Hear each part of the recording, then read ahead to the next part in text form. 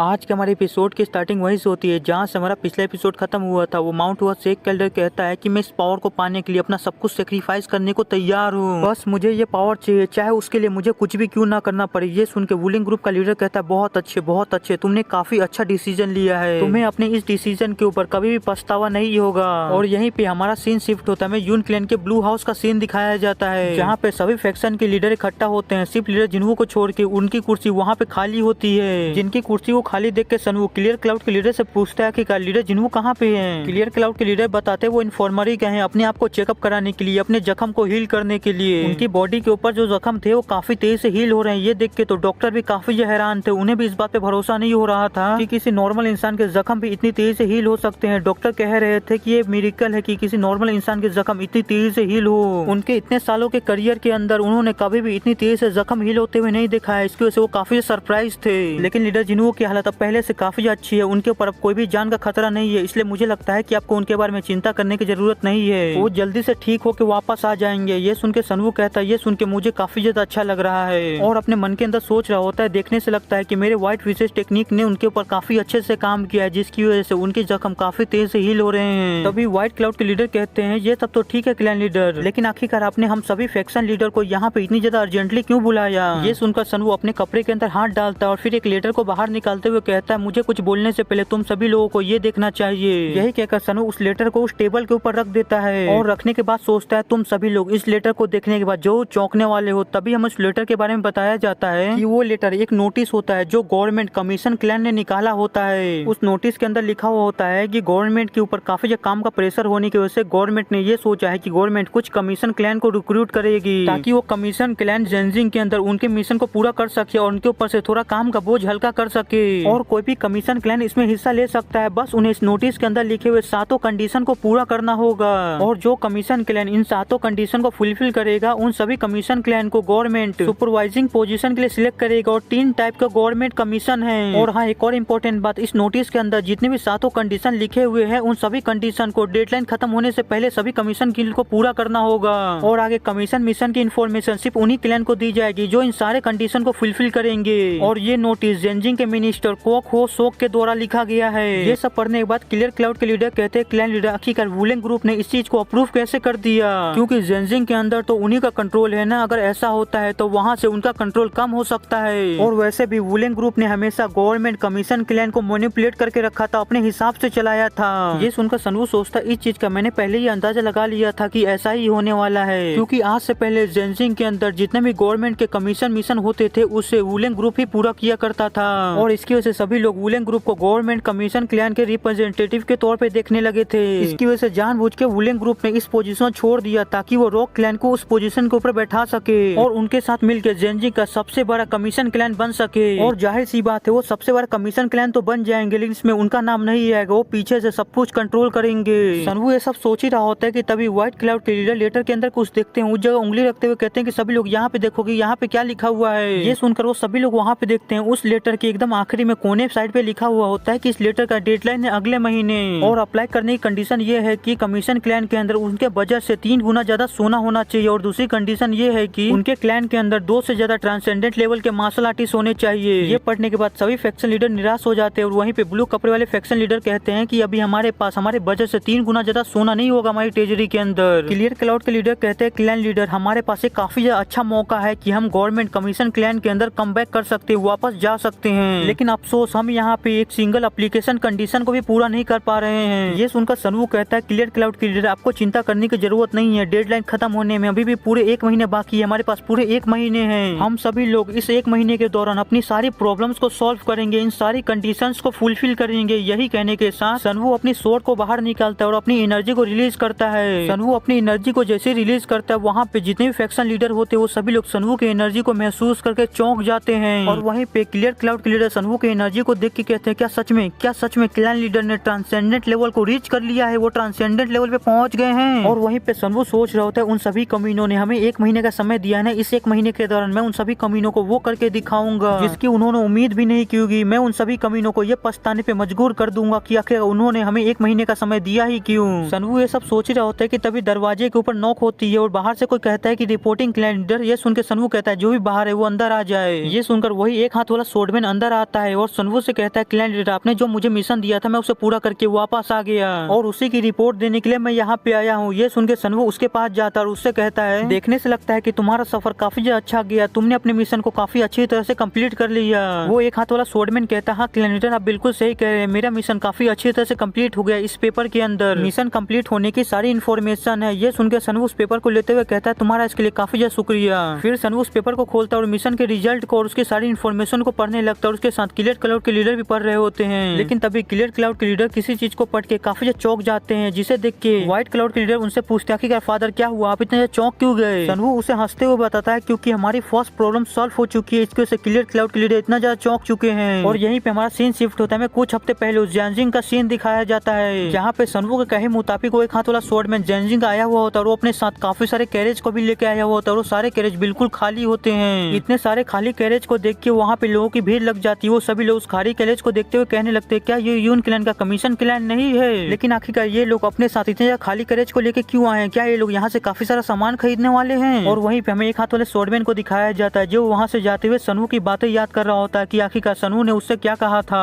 वो याद करता है कि सनवू ने पहले उससे एक लेटर दिया था और उससे कहा था कि तुम जैसे जेनजिंग पहुंच जाओ तुम्हें ये लेटर खोलना है और ये लेटर खोलने के बाद लेटर के अंदर जो भी लिखा है तुम्हें बस वैसा ही करना है। और जबकि मैं जेनजिंग में पहुंच गया हूँ तो मैंने इस लेटर को खोला। उस लेटर में पहले लिखा है कि मुझे मर्चेंट एसोसिएशन के बाहर जाना इन सारे कैरेजों को लेके और वहाँ पे जितने भी मर्चेंट है उन सभी मर्चेंट को इन कैरेजों को बेचना है। और वो एक हाथ वाला स्वॉर्डमैन बिल्कुल ऐसा ही करता है। वो मर्चेंट एसोसिएशन के बाहर जाता है और वहाँ पे जितने भी मर्चेंट होते हैं उन सभी को बुलाता है और बुलाने के बाद उन सभी मर्चेंट से कहता है कि मैं इन सारे कैरेजों को बेचना चाहता हूँ। ये सुनकर वो मर्चेंट पूछते हैं आखिरकार तुम इन सारे कैरेजों को किसने बेचना चाहते हो। ये सुनकर वो एक हाथ वाला स्वॉर्डमैन कहता है कि 5 गोल्ड नियान। ये सुनकर वो सभी मर्चेंट भड़क जाते हैं। वो एक हाथ वाले स्वॉर्डमैन से कहते हैं आखिरकार तुम क्या मजाक कर रहे हो हमारे साथ, तुम्हें किस तरफ से ये कैरेज 5 गोल्ड नियांग की लग रही है, ये कैरेज तो 1 गोल्ड नियांग की भी नहीं होगी। हम सभी लोग तुम्हारे बकवास कैरेज खरीदने से अच्छा कोई नया कैरेज बनवा ले, वो भी तुम्हारे इस बकवास से कैरेज से सस्ता ही होगा। चलो अब दफा हो जाओ अपने बकवास से कैरेज को लेके यहाँ से। यही कहने के साथ वो मर्चेंट वहाँ से चले जाते हैं और वहीं पे वो एक हाथ वाला स्वॉर्डमैन सोच रहा होता है कि आखिरकार क्लैन लीडर ने मुझे ऐसा ऑर्डर क्यों दिया। वो जानते हैं कि ये 5 गोल्ड नियांग में बिल्कुल भी नहीं बिकने वाला है, लेकिन अब मैं कुछ कर भी नहीं सकता। मुझे जैसा क्लैन लीडर ने ऑर्डर दिया है मुझे उनके ऑर्डर को मानना होगा, मुझे वैसा ही करना होगा जैसा उन्होंने कहा है। और दूसरा ऑर्डर ये था कि मुझे हर सुबह 11 बजे यहाँ पे आके खड़ा रहना है और कैरेज बेचने की कोशिश करनी है। और क्लैन लीडर ने लेटर में जैसा लिखा है मैं वैसा ही कर रहा हूँ। मैं पिछले 2 दिनों से 11 बजे आके यहाँ पे खड़ा रह रहा हूँ और कैरेज बेचने की कोशिश कर रहा हूँ, लेकिन अभी तक एक कैरेज तक नहीं बिकी है। लेकिन 1 मिनट रुको, मुझे अच्छे से याद करने दो। दूसरे ऑर्डर में एक और चीज था, जब मैं यहाँ पे खड़ा रहूंगा तो एक लड़की एक ओल्ड मैन को मारती रहेगी, एक भिखारी को मारती रहेगी, लेकिन मुझे उस समय पे कुछ भी नहीं करना है। बस मुझे वो देख के अपने डॉर्मेट्री पे वापस चले जाना है, अपने रूम पे वापस चले जाना है। लेकिन आखिरकार क्लैन लीडर को ये कैसे पता है कि यहाँ पे ऐसा ही कुछ होगा। वो ये सब सोच ही रहा होता है कि तभी पीछे से उससे किसी के मारने की आवाजें आने लगती है, जिसे सुन के वो उस तरफ देखता है तो वो देखता है कि सच में वहाँ पे एक लड़की एक बूढ़े भिखारी को मार रही होती है और वो बूढ़ा भिखारी उसके सामने अपने घुटनों पे होता है और वो उससे अपने आप को छोड़ देने की भीख मांग रहा होता है। लेकिन वो लड़की काफी ज्यादा गुस्से में होती है। वो उस भिखारी को मंच मार के अपने से दूर कर देती है और उससे कहती है तुम गंदे भिखारी कहीं के, तुम मुझसे दूर रहो, तुम्हारी इतनी औकात नहीं कि तुम मुझे टच कर सको। ये सब देख के वो एक हाथ वाले स्वॉर्डमैन कोई चीज पे भरोसा ही नहीं हो रहा था कि सनवू ने जैसा कहा है बिल्कुल वैसा ही हो रहा है। लेकिन वो इन सब सारी चीजों के बारे में ज्यादा नहीं सोचता है। जैसा कि उसे सनवू ने करने को कहा होता है वो बिल्कुल वैसा ही करता है। वो इन सारी चीजों को देखने के बाद अपने रूम पे वापस लौट जाता है और रूम पे आने के बाद अपने दरवाजे को बंद कर लेता है और सोच रहा होता है कि आगे उस लेटर में लिखा हुआ था कि जैसे मैं रूम पे आऊँ अपने दरवाजे को बंद कर लूँ, लॉक कर लूँ, वो भी पूरे 3 दिन के लिए। मैं 3 दिनों तक किसी से भी ना मिलूँ, इसी दरवाजे के अंदर रहूँ। और ऐसे 3 दिन बीत जाते। 3 दिनों के दौरान उसके दरवाजे पे काफी सारे लोग आते हैं जो उससे मिलने की कोशिश करते हैं। वो किसी से भी नहीं मिलता है, वो अपने दरवाजे के अंदर ही रहता है और सभी लोगों से मिलने के लिए मना कर देता है। और जब वो 3 दिन बाद अपना दरवाजा खोलता है तो वो देखता है उसके दरवाजे के बाहर मर्चेंट की भीड़ लग चुकी होती है। सभी मर्चेंट उससे उसके कैरेज खरीदने के लिए आए होते हैं। सभी मर्चेंट उसको देख के चिल्लाते हुए कहने लगते हैं तुम अपना कैरेज मुझे बेच दो, मैं तुम्हारे कैरेज के 10 गोल्ड नियांग दूंगा। दूसरा वाला कहता है कि मैं यहाँ पहले आया था, तुम मुझे बेच दो। और वो सभी मर्चेंट ऐसे एक दूसरे से उस कैरेज को खरीदने के लिए लड़ रहे होते हैं। ये सब देख के उस एक हाथ वाले स्वॉर्डमैन को भरोसा ही नहीं हो रहा होता है कि कल तक जो कैरेज को लोग 5 गोल्ड नियांग पे भी नहीं खरीद रहे होते हैं, वो आज कैरेज खरीदने के लिए लोग 10 गोल्ड नियांग 15 गोल्ड नियांग दे रहे हैं और ऐसे झगड़ रहे हैं। ये सब देख के वो एक हाथ वाला स्वॉर्डमैन चौंकते हुए कहता है कि पिछले 3 दिनों के दौरान यहाँ पे हुआ क्या, ये सब चल क्या रहा है यहाँ पे। ये उस एक हाथ वाले स्वॉर्डमैन को कुछ भी समझ नहीं आ रहा होता है कि आखिरकार यहाँ पे चल क्या रहा है। ये सभी लोग कैरेज खरीदने के लिए इतने ज्यादा उतावला क्यों हो रहे हैं। इसकी वजह से वो सभी मर्चेंट्स को मना कर देता है कि मैं कुछ समय तक अपना कैरेज नहीं बेचूंगा, इसलिए तुम सभी लोग वापस जा सकते हो। यही कहकर वो एक हाथ वाला स्वॉर्डमैन अपने रूम के अंदर वापस आ जाता है। फिर वो अपने एक आदमी को बुलाता है और उससे पूछता है कि आखिरकार यहाँ पे चल क्या रहा है, पिछले 3 दिनों के अंदर यहाँ पे हुआ क्या है। कुछ समय पहले तक तो ये सारे मर्चेंट मेरे कैरेज को खरीदना तक नहीं चाह रहे होते, उसके 5 गोल्ड नियांग तक नहीं देना चाह रहे होते हैं। और आज अचानक से सभी मर्चेंट मेरे दरवाजे के सामने आ गए और मेरे कैरेजों को 10 गोल्ड नियांग 15 गोल्ड नियांग में खरीद रहे हैं। ये सुनकर वो दूसरा बंदा बताता है कि अभी तक आपको ये बात पता नहीं चली है क्या, लेक पियोंग के ऊपर कुछ दिन पहले एक बहुत ही बड़ा एक्सप्लोजन हुआ है, जिसकी वजह से उस लेक के यहाँ जितने भी शिप थे जो सभी मर्चेंट के सामान लेके जाते थे, एक्सपोर्ट करते थे, वो सभी शिप डूब गए। वो एक हाथ वाला स्वॉर्डमैन चौंकते हुए कहता है क्या एक एक्सप्लोजन आखिर का ये किया किसने? वो बंदा बताता है ये तो जाहिर सी बात है, ये करने वाला कोई और नहीं वायलेंट थंडर बॉम्बर्स है। वो एक हाथ वाला स्वॉर्डमैन कहता है क्या तुम सच में वायलेंट थंडर बॉम्बर्स की बात कर रहे हो, जो मार्शल वर्ड के 8 प्रोविनेंस में से एक है? वो इतना कहता है कि तभी उसे एक झटका सा लगता है। उसे याद आता है जब वो 3 दिन पहले प्रिंस ट्यांग के पवेलियन के बाहर खड़ा था, तब वहाँ पे एक लड़की एक बूढ़े भिखारी को मार रही थी, जिसे याद करते उसे समझ में आता है कि कहीं वही बूढ़ा भिखारी तो वायलेंट थंडर बॉम्बर्स का मेंबर नहीं था। ये समझ में आते ही वो सोचता है मेरा जंगयांग में आना, फिर एक बूढ़े इंसान का मार खाना और फिर वायलेंट थंडर बॉम्बर्स का अटैक करना, ये सभी कोइंसिडेंस नहीं हो सकता है। मुझे जहाँ तक लगता है ये सभी चीजों के बारे में क्लैन लीडर को पहले से ही पता था, लेकिन आखिर क्लैन लीडर इन सारी चीजों के बारे में कैसे जानते थे? उन्हें कैसे पता था कि यहाँ पे ऐसा ही कुछ होने वाला है? वो ये सब सोच ही रहा होता है कि तभी वो दूसरा बंदा कहता है धीरे धीरे करके ये मामला और भी ज्यादा खराब होता जा रहा है, जिसकी वजह से हम पानी में से ट्रेवल नहीं कर सकते और ना ही कोई नए जहाज के ऊपर सामान डाल के कहीं लेके जा सकते हैं, क्योंकि काफी ज्यादा चांसेस है कि वायलेंट थंडर बॉम्बर्स उसके ऊपर भी अटैक करे और शिप को भी डुबा दे या लूट ले। यही रीजन है जिसकी वजह से सभी मर्चेंट्स ने अपना रूट चेंज कर दिया। वो पानी से सामान ले जाने के बजाय वो जमीन से सामान ले जा रहे हैं, जिसकी वजह से वो सभी मर्चेंट तुम्हारे कैरेज को खरीदना चाहते हैं ताकि वो ज्यादा से ज्यादा सामान लेके जा सके। इसी की वजह से वो सभी मर्चेंट तुम्हें ज्यादा से ज्यादा पैसे दे रहे हैं ताकि तुम अपना कैरेज उन सभी को बेच दो। वो ये सब कह ही रहा होता है कि तभी बाहर खड़े मर्चेंट जो अभी तक गए नहीं होते, वो सभी लोग चिल्लाने लगते हैं कि आखिर तुम कब तक अपने कैरेज को ऐसे रखने वाले हो? अगर तुम मुझे अपना कैरेज बेच देते हो तो मैं तुम्हें तुम्हारे कैरेज के 2 गुना ज्यादा पैसे दूंगा। ये सुन के दूसरा वाला कहता है मैं तुम्हें 3 गुना दूंगा, तुम मुझे बेच दो। ये सब सुनकर एक हाथ वाला स्वॉर्डमैन सोच रहा होता है इस सिचुएशन में मैं इन सारे कैरेजों का कितना भी दाम बढ़ा सकता हूँ, कितने भी दाम पे इन सभी मर्चेंट को बेच सकता हूँ, और ये सभी मर्चेंट फिर भी इन सारे कैरेजों को खरीदेंगे क्योंकि इन सभी को उनकी जरूरत है। और अगर मैंने ऐसा किया तो हमारे कमीशन क्लैन के इतिहास में सबसे बड़ा ट्रांजेक्शन होगा जो मैं यहाँ पे करूंगा।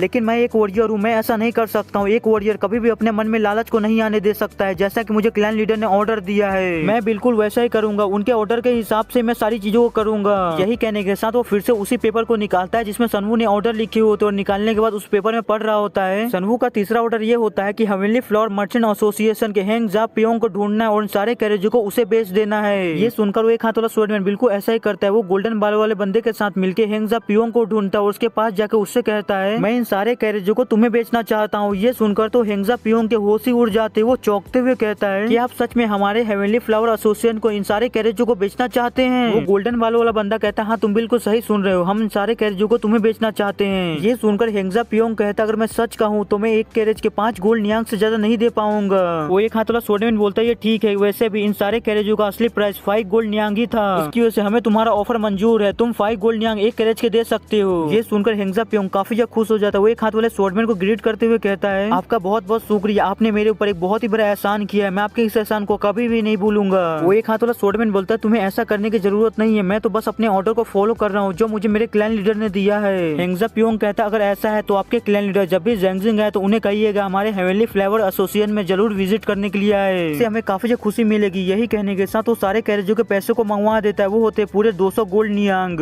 ये देखकर वो एक हाथ वाला स्वॉर्डमैन उस गोल्डन हेयर वाले बंदे से कहता है कि जल्दी से इन सारे पैसों को उठाओ, हमें क्लैन लीडर के 4th ऑर्डर को भी पूरा करने जाना है। फिर हमारा सीन शिफ्ट होता है, हमें एक शॉप का सीन दिखाया जाता है जहाँ पे चाय की पत्तियां बिक रही होती है और वहाँ पे एक बंदा चाय की पत्ती खरीदने के लिए आया हुआ होता है और वो काफी ज्यादा परेशान लग रहा होता है। और वहीं पे वो शॉपकीपर उससे कह रहा होता है आखिरकार तुम कब तक यहाँ पे ऐसे खड़े रहने वाले हो, तुम अपना डिसीजन ले क्यों नहीं लेते हो? मैंने तुम्हें काफी अच्छा प्राइस बताया है। ये जो सारी चाय की पत्ती है वो काफी ज्यादा रेयर है जिसकी वजह से इन सभी का प्राइस इतना ज्यादा है। तुम्हारे पेरिसिया में ऐसे चाय की पत्ती कभी भी नहीं मिल सकती है। ये सुनकर वो बंदा निराश होते हुए कहता है कि मैंने तुमसे पहले ही कहा है ये प्राइस काफी ज्यादा है, इतना ज्यादा प्राइस मैं नहीं भर सकता हूँ। लेकिन तभी वहाँ पे वो गोल्डन हेयर वाला बंदा और वो एक हाथ वाला स्वॉर्डमैन आ जाता है जहाँ पे वो एक हाथ वाला स्वॉर्डमैन कह रहा होता है क्लैन लीडर ने कहा है कि हमें नैंगचेन के सारे चाय की पत्तियों को खरीद लेना है। लेकिन तभी उस गोल्डन हेयर वाले बंदे की नजर उस दूसरे बंदे के ऊपर जाती है जो उससे काफी ज्यादा परेशान लग रहा होता है। ये देख के वो उसके पास जाता है और उससे कहता है आप दोनों जो यहाँ पे बातें कर रहे थे गलती से मैंने वो सारी बातें सुन ली। ये जो शॉपकीपर है आपको जो प्राइस बता रहे हो पूरी तरह से नॉनसेंस है, बकवास है। एल्डर आपको यहाँ की भाषा नहीं आती, इसकी वजह से शॉपकीपर जानबूझ के आपको प्राइस हाई करके बता रहा है। इस सारे चाय पत्तियों की कीमत उतनी ज्यादा नहीं है जितना ये शॉपकीपर बता रहा है आपको।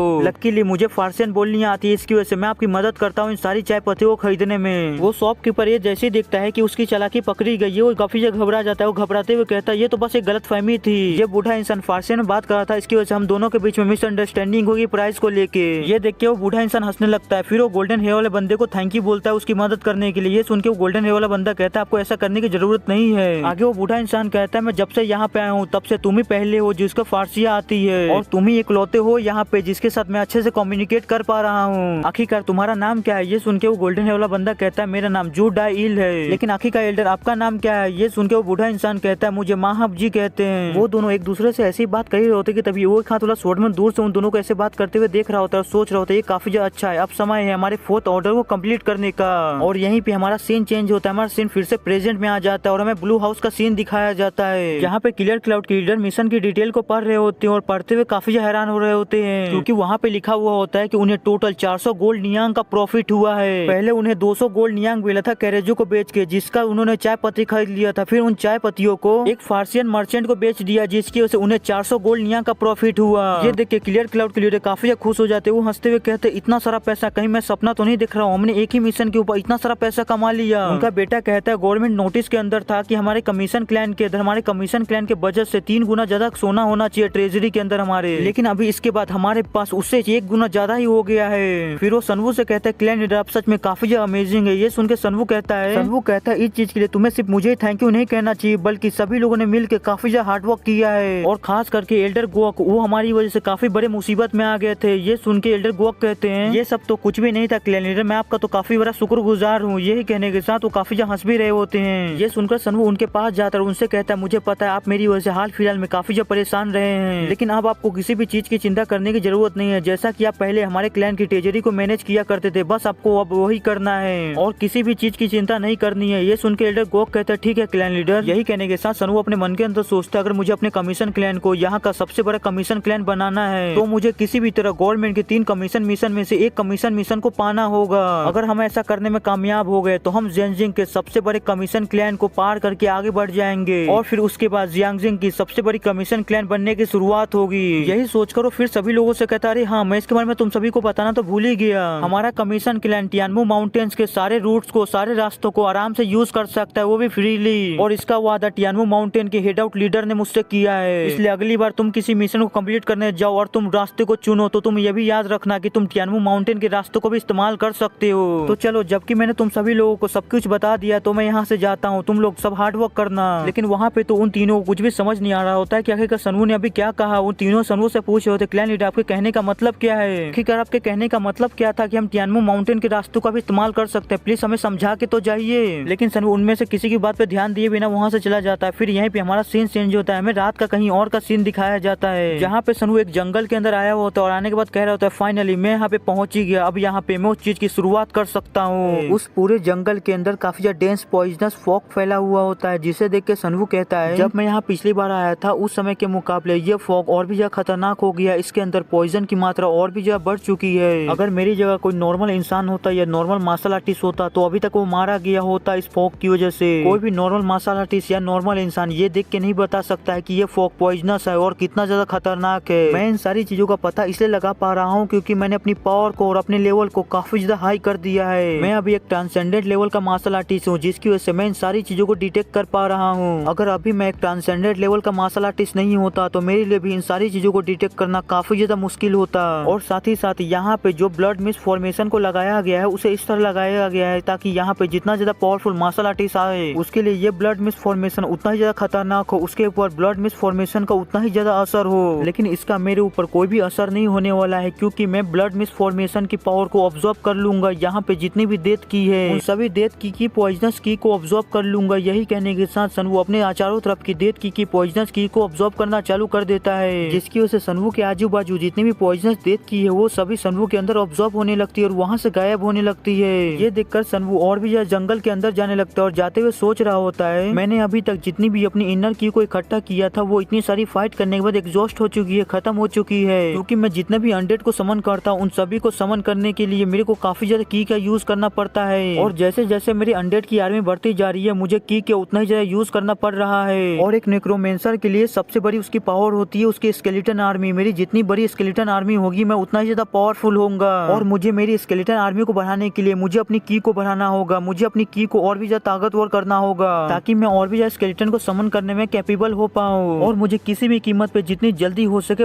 पावरफुल बनना होगा, क्योंकि ऐसे काफी सारे फैक्शन है जो आज नहीं तो कल मेरे क्लैन के ऊपर अटैक करेंगे, जैसे कि रॉक क्लैन, माउंट हुआ शेक और वुलेंग ग्रुप। ये तीनों ही ऐसे हैं जो आज नहीं तो कल जरूर मेरे क्लैन के ऊपर अटैक करेंगे। ये तीनों ही लोग हमारे क्लैन के ऊपर अटैक करे उससे पहले मुझे इतना ज्यादा पावरफुल बनना होगा ताकि मैं अपने क्लैन को और अपने क्लैन के लोगों को प्रोटेक्ट कर पाऊँ, बचा पाऊँ। सनवू ये सब कह ही रहा होता है कि तभी उसका ध्यान सामने खड़े एक स्केलेटन के ऊपर जाता है जिसके अंदर से काफी ज्यादा डार्क ऑरा निकल रहा होता है। ये नोटिस करते सनवू जल्दी से उस स्केलेटन की तरफ देखता है। सनवू जैसे उस स्केलेटन की तरफ देखता है तो वो देखता है कि वो स्केलेटन एक गोल्ड रैंक का अनडेड होता है। ये देख के सनवू सोचता है मुझे लगता है कि ये अनडेड ब्लड मिस्ट वैली का सबसे हाईएस्ट रैंक का अनडेड होगा। मुझे लगा था कि यहाँ पे और भी ज्यादा पावरफुल अनडेड होंगे, लेकिन मुझे लगता है कि इससे ज्यादा कोई भी पावरफुल अनडेड नहीं होगा। मुझे इसी की पावर को ऑब्जर्व करना होगा। यही कहने के साथ सनवू अपनी डेथ के एक्सट्रैक्शन स्किल का यूज करता है उस अनडेड के ऊपर, लेकिन उस अनडेड के ऊपर सनवू की स्किल का कोई भी असर नहीं होता है। तभी सनवू के पास सिस्टम का एक नोटिफिकेशन आता है जहाँ सिस्टम उसे बताता है अगर सनवू को इस अनडेड से बात करनी है तो सनवू को पहले इस अनडेड के ऊपर से ब्लड मिस्ट वैली के फॉर्मेशन को हटाना होगा, उसके बाद ही सनवू इस अनडेड से बात कर पाएगा। ये देखकर सनवू कहता अगर ऐसा है तो चलो मैं अपनी फॉर्मेशन डिस्ट्रक्शन स्किल का इस्तेमाल करूंगा।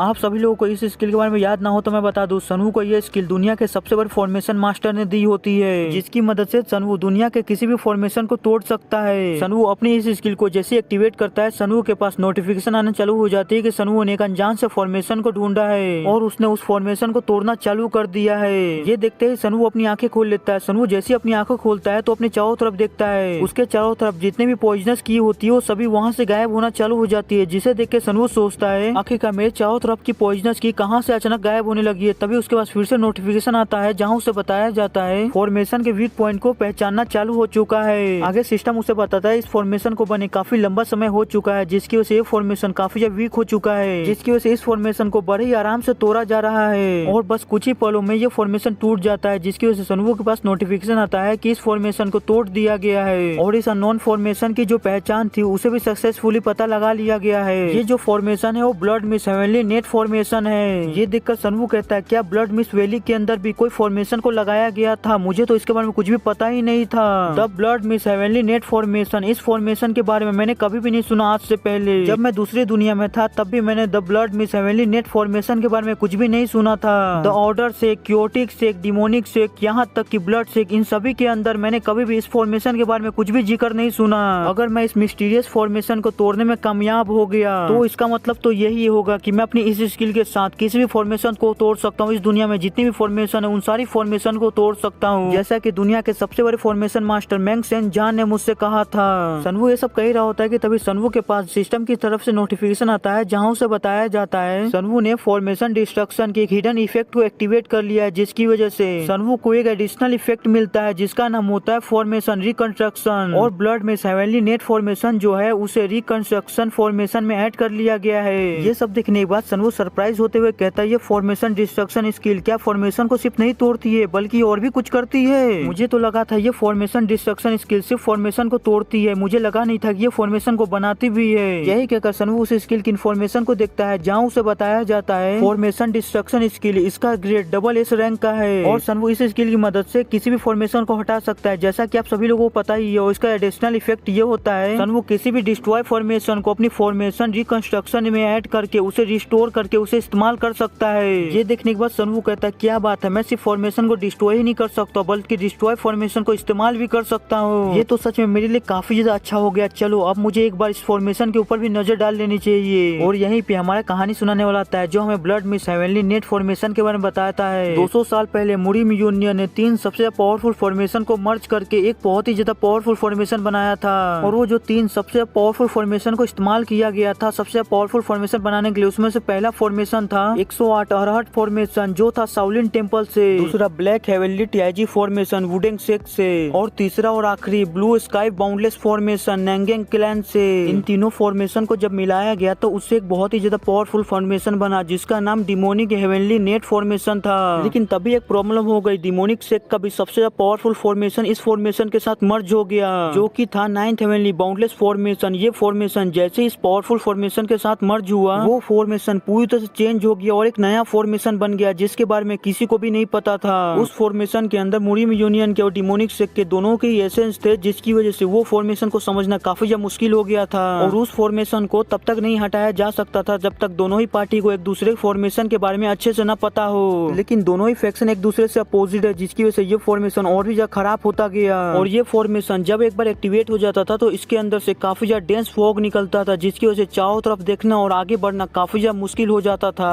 साथ ही साथ इस फॉग के अंदर काफी ज्यादा खतरनाक पॉइजन भी था, जो जितना ज्यादा पावरफुल मार्शल आर्टिस्ट होता था उसके ऊपर उतना ही ज्यादा असर करता था। ये सब देख के सनवू कहता है इस फॉर्मेशन के अंदर, जिसके अंदर शाओलिंग, वुडिंग, नेंगिंग और डिमोनिक सेक्ट तीनों के ही सबसे पावरफुल फॉर्मेशन थे, जो कि इनके टॉप सीक्रेट फॉर्मेशन भी थे, जिसकी वजह से इस फॉर्मेशन के बारे में ज्यादा किसी को नहीं पता था। और अब इस दुनिया में कोई सिंगल इंसान भी नहीं होगा जिन्हें इन सभी फॉर्मेशन के बारे में पता हो। तो इसका मतलब अगर मैंने इस फॉर्मेशन को पा लिया, ऑब्टेन कर लिया, तो मेरे पास एक ऐसा फॉर्मेशन होगा जिसके अंदर इस दुनिया के 4 सबसे पावरफुल फैक्शन के पावर होगी, एसेंस होगी। लेकिन मुझे इतनी जल्दी इतना ज्यादा खुश होने की जरूरत नहीं है, क्योंकि अभी तक मैंने बस इस फॉर्मेशन की पहचान का पता लगाया है, इसे पूरी तरह से हटाया नहीं है। पहले मुझे इस फॉर्मेशन को पूरी तरह से हटाना होगा। यही कहने के साथ सनवू अपनी पावर का इस्तेमाल करता है और ब्लड में हेवनली नेट फॉर्मेशन के कोर का पता लगाने लगता है। वो जैसे उस कोर का पता लगाने लगता है, उसे एक तरफ से काफी ज्यादा एनर्जी आती हुई दिखती है, जिसे देखते ही सनवू उस एनर्जी का पीछा करने लगता है और उस एनर्जी के पीछे जाने लगता है ताकि उस एनर्जी के सोर्स को ढूंढ सके। और बस कुछ ही समय में सनवू उस एनर्जी के सोर्स तक पहुंच जाता है, जो एक बहुत ही बड़ा गड्ढा होता है, जिसे देख के सनवू उस गड्ढे के पास जाता है और उस गड्ढे को देखते कहता है कि फाइनली मैं अपनी फाइनल डेस्टिनेशन में पहुंच ही गया।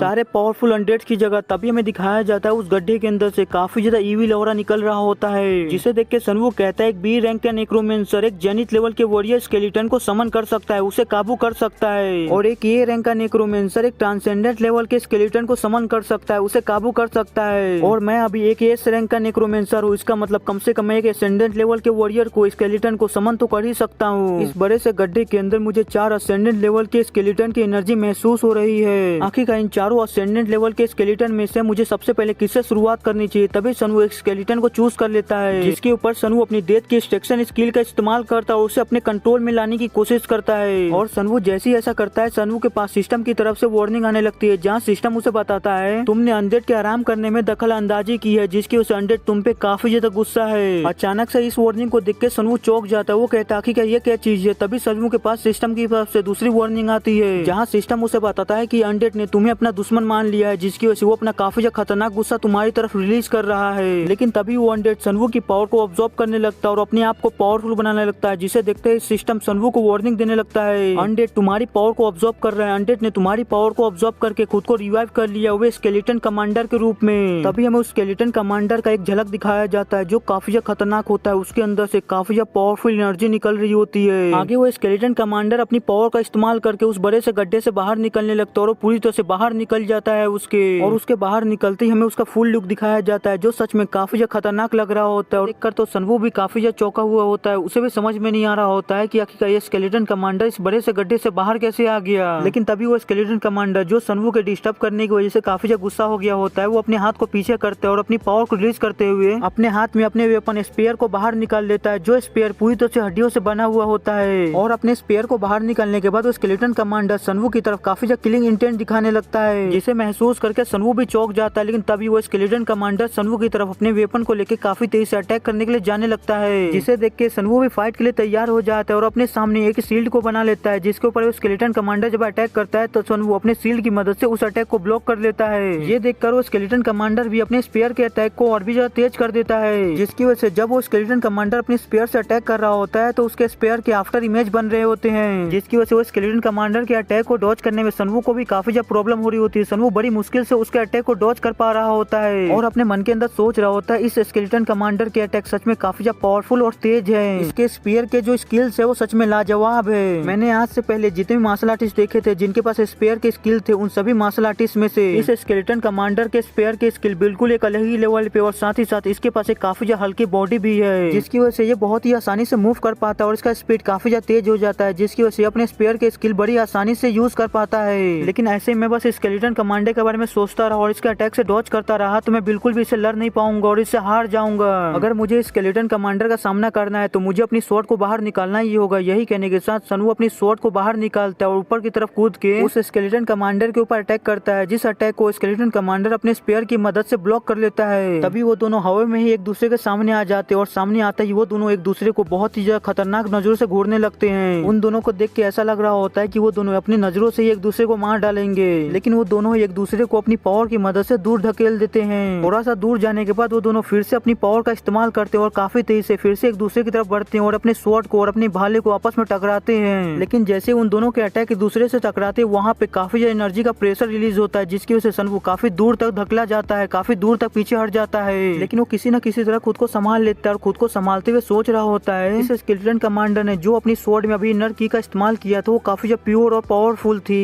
इसका मतलब ये जो स्केलेटन है वो डिमोनिक सेक्ट का मेंबर नहीं है, बल्कि एक ऑर्डर सेक्ट का मेंबर है जो डिमोनिक सेक्ट से फाइट करते हैं और डिमोनिक गार्ड को काफी ज्यादा नफरत करते हैं। 200 साल पहले ऑर्डर सेक्ट और डिमोनिक सेक्ट के बीच में जो वॉर हुई थी, उसके अंदर जो असेंडेंट लेवल के मेजोरिटी वॉरियर्स थे जिन्होंने उस वॉर के अंदर हिस्सा लिया था, वो सभी 10 सेक्ट के लोग थे। तो मुझे लगता है कि ये जो स्केलेटन कमांडर है वो भी 10 सेक्ट के मेंबर्स में से एक है, जिसने 200 साल पहले ऑर्डर सेक्ट और डिमोनिक सेक्ट के वॉर के बीच में हिस्सा लिया था। सनवू स्केलेटन कमांडर के बारे में ये सब सोच ही रहा होता है कि तभी वो स्केलेटन कमांडर कहता है मैं तुम्हें खत्म कर दूंगा। उस स्केलेटन कमांडर को बोलते हुए देख के सनवू भी चौंक जाता है। आगे वो स्केलेटन कमांडर कहता है तुम डिमोनिक सेक्ट के फॉलोअर्स, तुम्हारी हिम्मत कैसे हुई यहाँ पे आने की और मेरी नींद को खराब करने की? मैं तुम्हें बिल्कुल भी जिंदा नहीं छोड़ूंगा, आज तुम मेरे हाथों से यहीं पे मारे जाओगे। यही कहने के साथ वो स्केलेटन कमांडर काफी खतरनाक पोज ले लेता है। ये देखकर सनवू सरप्राइज होते हुए सोचता है एक ऐसा स्केलेटन जो अपने विचारों को प्रकट कर सकता है, अपने विचारों को बोल सकता है, ये कुछ ऐसा है जिसका एक्सपीरियंस मैंने अपनी पिछली लाइफ में भी किया था। ये सब देखने के बाद मुझे लगता है कि मुझे अपने प्लान को चेंज कर देना चाहिए। आखिरकार इस कमीने की हिम्मत कैसे हुई अपने वेपन को मेरी तरफ उठाने की और मेरे ऊपर अटैक करने की? आज मैं इस कमीने को एक अच्छा सबक सिखाऊंगा और इसके एक एक बॉडी पार्ट को इससे अलग कर दूंगा। फिर सनवू स्केलेटन कमांडर से कहता है मैंने तुम्हारे साथ बहुत ही ज्यादा खेल लिया, लेकिन अब नहीं, मैं अब इस फाइट में सीरियस होने वाला हूँ, इसलिए चलो आ जाओ और मुझ पे अटैक करो। ये सुन के वो स्केलेटन कमांडर को काफी ज्यादा गुस्सा आ जाता है, जिसकी वजह से वो स्केलेटन कमांडर अपनी स्पेयर को लेकर काफी तेज से सनवू की तरफ अटैक करने के लिए जाने लगता है और सनवू के पास पहुंच के अपने स्पेयर से सनवू के ऊपर अटैक करता है। इस अटैक को सनवू अपनी स्वॉर्ड की मदद से ब्लॉक कर लेता है। ये देखकर स्केलेटन कमांडर अपने स्पेयर से सनवू के ऊपर और भी लगातार अटैक करने लगता है। जिस अटैक को काउंटर करने के लिए सनवू भी अपनी स्वॉर्ड से काफी सारे अटैक करता है और स्केलेटन कमांडर के सारे अटैक को ब्लॉक कर रहा होता है और अटैक को ब्लॉक करते हुए सोच रहा होता है मैं स्केलेटन कमांडर के ऊपर अपनी थंडर की का इस्तेमाल कर रहा हूँ उसके अटैक को ब्लॉक करने के लिए और उसके ऊपर अटैक करने के लिए। लेकिन भले ही मैं इसके अटैक को ब्लॉक कर पा रहा हूँ, लेकिन मैं इसे कोई भी डैमेज नहीं पहुंचा पा रहा हूँ अपनी थंडर की मदद से। मुझे लगता है कि अगर मुझे स्केलेटन कमांडर को नुकसान पहुंचाना, इसे कोई डैमेज देना है, तो मुझे कोई और स्किल का इस्तेमाल करना होगा जिसकी मदद से मैं इसको डैमेज पहुंचा पाऊँ। यही सोचकर सनवू अपने एक स्किल का इस्तेमाल करता है जिसका नाम डेडली स्पाइन होता है और ये स्किल सनवू को विच मिलुआ से मिली हुई होती है। इस स्किल की मदद से सनवू डेडली स्पाइन का इस्तेमाल कर सकता है जैसा विच मिलुआ करती थी और सनवू इस स्किल को जैसे एक्टिवेट करता है जमीन के अंदर से काफी ज्यादा डेडली स्पाइन बाहर निकलने लगते हैं। ये देखकर तो स्केलेटन कमांडर को भी कुछ भी समझ नहीं आ रहा होता है, वो काफी सरप्राइज हो जाता है ये देखकर। लेकिन तभी हमें दिखाया जाता है सनवू ने उस डेडली स्पाइन की मदद से एक स्पेयर बना लिया होता है, जिस स्पेयर को बनाने के बाद वो स्केलेटन कमांडर से पूछता है आखिरकार ये कैसा है, तुम्हें ये कैसा लगा? ये वेपन कुछ ऐसा है जिसे तुम कभी भी हैंडल नहीं कर सकते हो, ना ही संभाल सकते हो। यही कहने के साथ सनवू अपने उस स्पेयर को लेकर उस स्केलेटन कमांडर के ऊपर अटैक करने के लिए जाता है और अपने स्पेयर से उस स्केलेटन कमांडर के ऊपर अटैक कर देता है। जिस अटैक को स्केलेटन कमांडर अपने स्पेयर से रोकने की कोशिश करता है, उस स्पेयर की अटैक की वजह से उसका हाथ और उसका स्पेयर दोनों ही कट जाता है और तभी हमें दूर से सीन दिखाया जाता है कि वहाँ पे एक बहुत ही बड़ा धमाका होता है जिसे काफी दूर से भी देखा जा सकता है। तभी हमें कुछ देर बाद जब वहाँ से धुआं हट जाता है तभी हमें सनवू को दिखाया जाता है जो पूरी तरह से ठीक होता है और उस स्केलेटन कमांडर को देखते हुए कह रहा होता है मुझे लगा नहीं था कि तुम इतने बड़े हमले के बाद भी बच पाओगे, लेकिन तुम बच गए। मुझे एक असेंडेंट से ऐसी ही उम्मीद थी। देखने से लगता है कि तुम्हारी हालत अभी भी इतनी ज्यादा कुछ खराब नहीं है, अभी भी तुम पूरी तरह से ठीक लग रहे हो। तभी वो स्केलेटन जो सनवू के सामने अपने घुटनों पे होता है, जो काफी मुश्किल से अपने घुटनों पे भी खड़ा हो पा रहा होता है, वो सनवू से कहता है आखिरकार तुम अब मेरे साथ क्या करने वाले हो? ये सुनकर सनवू कहता है आखिरकार तुमने अभी क्या कहा, मैंने सही से सुना नहीं, क्या तुम फिर से दोहरा सकते हो? ये सुन के उस स्केलेटन को काफी ज्यादा गुस्सा आता है, वो गुस्से में बहुत ही बुरी तरह से कांपने लगता है। वो अपनी बॉडी को हिलाने की कोशिश कर रहा होता है लेकिन वो अपनी बॉडी को हिला तक नहीं पा रहा होता, वो इतना ज्यादा कमजोर हो गया होता है। तभी सनवू कहता है आज तक मैंने जितने भी स्केलेटन्स को देखा है, जितने भी मेरे स्केलेटन कॉमरेड्स है, तुम उन सभी से काफी अलग हो। अगर तुम मुझसे अपनी जान बचाने की भीख मांगो तो मैं शायद तुम्हें जाने दूं, मैं तुम्हारी लाइफ को छोड़ दूं। ये सुनकर वो स्केलेटन कमांडर गहरी और लंबी सांस लेता है, फिर वो सनवू से कहता है मुझे एक ही झटके में खत्म कर दो,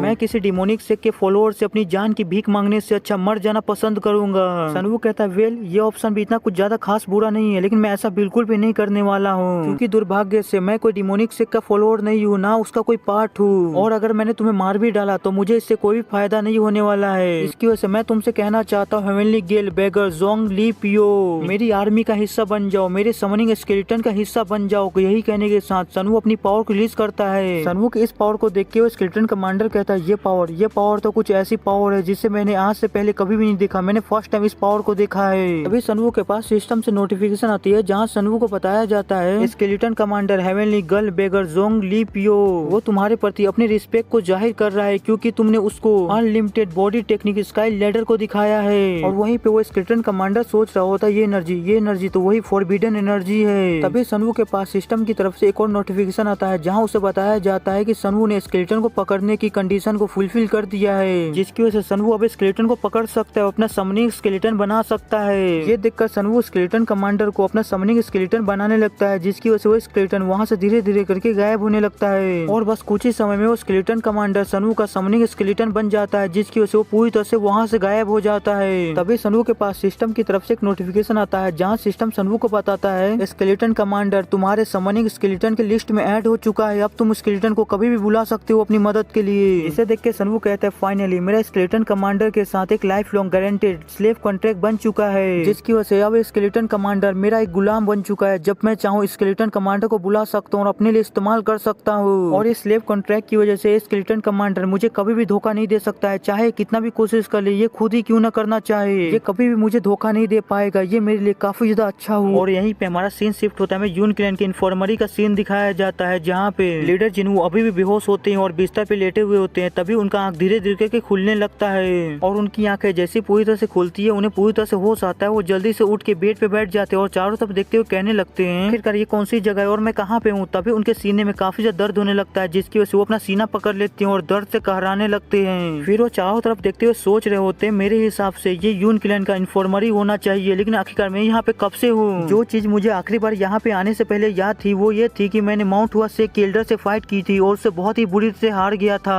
और माउंट हुआ शेख केल्डर से जब मैं हारा था तो उसने अपनी स्वॉर्ड को मेरे गले के ऊपर रख दिया था और मुझसे कहा था कि अगर मुझे जिंदा बचना है तो मुझे अपने क्लैन लीडर को बुलाना होगा। लेकिन मैंने उसके इस ऑफर को मना कर दिया था। मैंने कहा था कि मैं अपनी क्लैन लीडर को धोखा देने के बजाय मरना पसंद करूंगा। ये सुनकर उस माउंट हुआ शेख केल्डर को काफी ज्यादा गुस्सा आया। उसने कहा कि ठीक है मैं तुम्हारी इस इच्छा को पूरा कर देता हूँ। यही कहने के साथ उसने अपनी स्वॉर्ड को उठाया और मेरे ऊपर अटैक कर दिया। लेकिन उसके अटैक जैसे मुझे लगने वाला था उसी समय उसी मूवमेंट पे क्लैन लीडर आ गए और उन्होंने उसके अटैक को ब्लॉक कर लिया और मेरी जान को बचा लिया। और इससे आगे मुझे और कुछ भी नहीं याद है कि आखिरकार उसके बाद वहाँ पे क्या हुआ। लीडर जिन्हों ये सब सोच ही रहे होते कि तभी उन्हें साइड से आवाज आती है कि क्या बात है आप जाग गए क्या। अचानक से ये सुनकर लीडर जिन्हों जल्दी से उस तरफ देखने लगते। वो जल्दी से उस तरफ देखते हैं तो वो देखते कि वहाँ पे सनवू आया हुआ होता है, जो लीडर जिन्हों की हालत को देखते हुए कह रहा होता है कि देखने से लगता है कि आपकी कंडीशन पहले से काफी ज्यादा इम्प्रूव हो गई है, बेहतर हो गई है। लेकिन वहीं पे लीडर जिन्हों को अपने से ज्यादा सनवू की चिंता होती है। वो सनवू को जैसे ही देखते हैं वो सनवू की तरफ जाने लगते हैं और सनवू से कहने लगते हैं क्या लीडर क्या पूरी तरह से ठीक है, आपको कहीं चोट वोट नहीं लगी है ना उस माउंट हुआ शेख केल्डर से लड़ते हुए।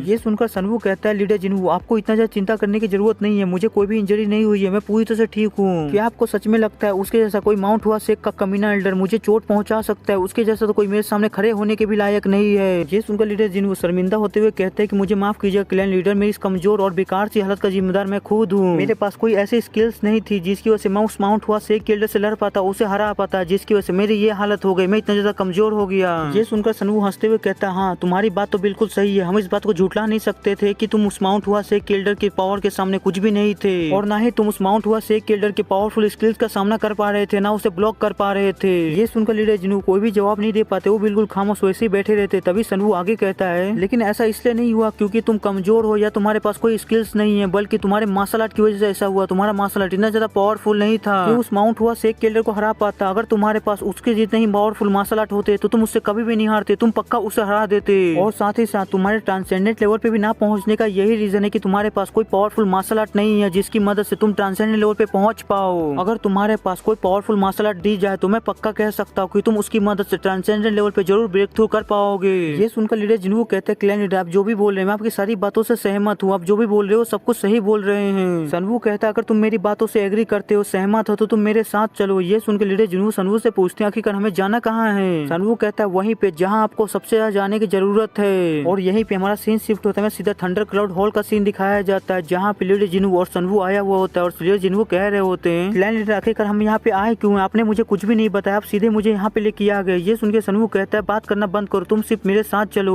ये सुनकर लीडर जिन्हों सनवू के साथ चुपचाप चलने लगते और बस कुछ ही समय वो लोग एक कमरे के अंदर पहुंच जाते हैं जहाँ सनवू लीडर जिन्हों से कहते हैं आप जाके वहाँ पे सेंटर के अंदर लोटस पोजीशन के अंदर बैठ जाइए। ये सुनकर लीडर जिन्हों बिल्कुल वैसा ही करते हैं, वो जाके सेंटर के अंदर लोटस पोजीशन के अंदर बैठ जाते हैं। उसके सामने सनवू भी बैठा होता है जो लीडर जिन्हों से कहता है जबकि तुम इस पोजीशन बैठ चुके हो तो तुम की मेडिटेशन करना स्टार्ट कर दो। ये सुनकर लीडर जिन्हों बिल्कुल बिल्कुल ऐसा ही करते हैं। वो पहले अपने दोनों हाथों को पास लाते हैं, फिर अपने हाथों को ज्वाइन करके की मेडिटेशन करना स्टार्ट कर देते हैं, जिसमें उन्हें काफी ज्यादा प्रॉब्लम आ रही होती है। वो सही से की मेडिटेशन नहीं कर पा रहे होते हैं, जिसे देख के सनवू अपने हाथ को जमीन के ऊपर रखता है और कुछ करने लगता है। तभी वहाँ पे फॉर्मेशन एक्टिवेट हो जाता है, जिसके अंदर से काफी ज्यादा एनर्जी निकलने लगती है और वो एनर्जी पूरे कमरे के अंदर फैल रही होती है। तभी उसी समय सनवू के पास सिस्टम की तरफ से नोटिफिकेशन आता है, जहाँ सिस्टम सनवू को बताता है फॉर्मेशन ऑफ द यान की सप्लीमेंट फॉर्मेशन एक्टिवेट हो चुका है। तभी वहाँ पे उस पूरे कमरे के अंदर जितने भी ग्रीन एनर्जी फैली हुई होती है वो सारे धीरे धीरे करके लीडर जिन्हू के शरीर के अंदर जाना चालू हो जाती है, जिसकी वजह से लीडर जिन्हू को काफी ज्यादा दर्द होने लगता है। वो दर्द में कराने लगते हैं, लेकिन फिर भी वो अपनी मेडिटेशन को तोड़ नहीं रहे होते, बिल्कुल उसी पोजीशन में बैठे हुए होते हैं, उन सारे दर्द को सह रहे होते हैं। ये देखकर सनवू भी अपना 100% एफर्ट लगाने लगता है। उसके अंदर से जितनी भी एनर्जी निकल सकती है सनवू निकाल के लगातार लीडर जिन्हू के अंदर डाल रहा होता है, और डालते हुए सोच रहा होता है जब से मैं इस वर्ल्ड में रिकार्नेट होकर आया हूँ तब से जितने भी पावरफुल लोग थे सबने मुझे कचरा समझा था, सबने मुझे नकारा समझा था,